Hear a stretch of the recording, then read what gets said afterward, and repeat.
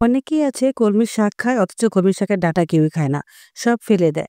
আসলে এই শাকটা অনেকটাই সস্তা। এজন্য ভাবে যে ডাঁটা নেওয়ার দরকার কি? শুধু শাকটা নিলেই হবে। আসলে যে কলমির শাকের ডাঁটা দিয়ে কত মজার একটা রেসিপি বানানো যায়। আর এটা দিয়েই আপনি একবেলার ভাত খেয়ে ফেলতে পারবেন। আমার এই রেসিপিটা দেখলে আপনাদের কারোই মন চাইবে না যে কলমির শাকের ডাঁটাটা ফেলে দেই। আসসালামু আলাইকুম, কেমন আছেন সবাই? আশা করি ভালো আছেন। আলহামদুলিল্লাহ আমিও ভালো আছি।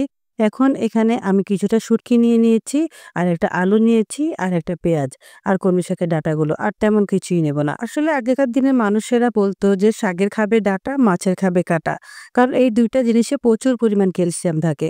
অথচ আমরা বেশিরভাগ সময়ে শাকের ডাঁটাগুলো ফেলে দিই। এই ডাঁটাগুলো যদি না ফেলে আমার মতো এভাবে রান্না করে নেন, তাহলে দেখবেন একবেলা অনায়াসে আপনি এগুলো দিয়ে ভাত খেতে পারবেন।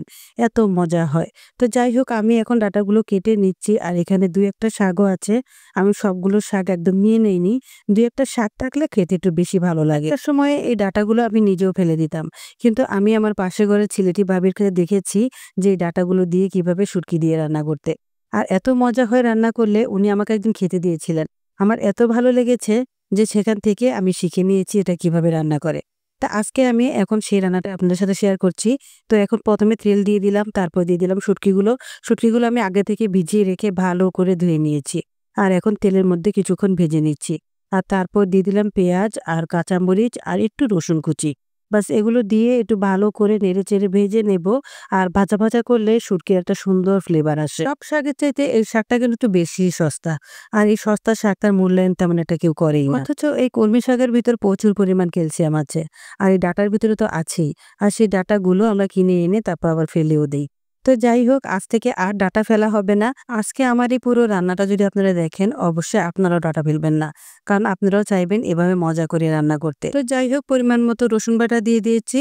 আর এখন দিয়ে দিব আলু কুচি। আর তারপর দিয়ে দিব আলু কুচি। আলুটা আমি একদম চিকন, চিকন করে কেটে নিয়েছি। আর এখন আলু আর শুটকি সহ সবকিছু অনেকক্ষণ যাবত একটু ভাজা, ভাজা করে নেব। আর তারপর দিয়ে দেব মসলাগুলো। এখানে মসলা দেব আমি হলুদের গুঁড়ো, মরিচের গুঁড়ো, ধনিয়ার গুঁড়ো, জিরের গুঁড়ো এগুলোই দিব। তবে হলুদটা একদমই কম দিতে হবে। হলুদ বেশি দেওয়া যাবে না। তাহলে তরকারি কালারটা একদম সুন্দর আসবে না। ভালো লাগবে না খেতে। তো যাই হোক, এখন আমি দিয়ে দিলাম। দিয়ে একটু ভালো করে কষিয়ে নিচ্ছি। এখন সামান্য করে একটু পানিও দিয়ে দিব। কারণ ডাঁটাগুলো দেওয়ার আগে আমার শুটকি আর আলু ভালো করে সিদ্ধ করে নিতে হবে। কলমি শাকটা এমনিতে খুব তাড়াতাড়ি সিদ্ধ হয়ে যায়। আর ডাঁটাটাও খুব তাড়াতাড়ি সিদ্ধ হয়ে যায়। এইজন্যই আমি আগে আলু আর শুটকি ভালো করে রান্না করে নিচ্ছি। যেহেতু ডাঁটাটা দিলে পরে যেন আর বেশিক্ষণ সিদ্ধ করতে না হয়। তো যাই হোক, এখন একটু পানি দিয়ে দিলাম। দিয়ে ভালো করে রান্না করে নেব। আর তারপর যখন শুকনো, শুকনো হয়ে আসবে তখনই আমি ডাঁটাগুলো দিয়ে দিচ্ছি। তো যাই হোক, এই যে ডাঁটা দিয়ে দিলাম। আর এখন একটু ভালো করে মিশিয়ে নেব।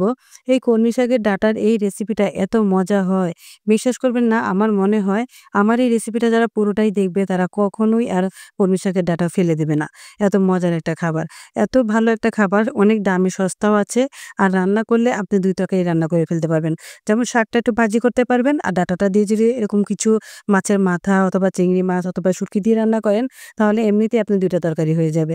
আর একটা দিনও সুন্দর মতো চলে যাবে। এখন ডাঁটা, শুটকি আর আলু ভালো করে কষিয়ে নিয়েছি। তারপর সামান্য করে একটু পানি দিয়েছি।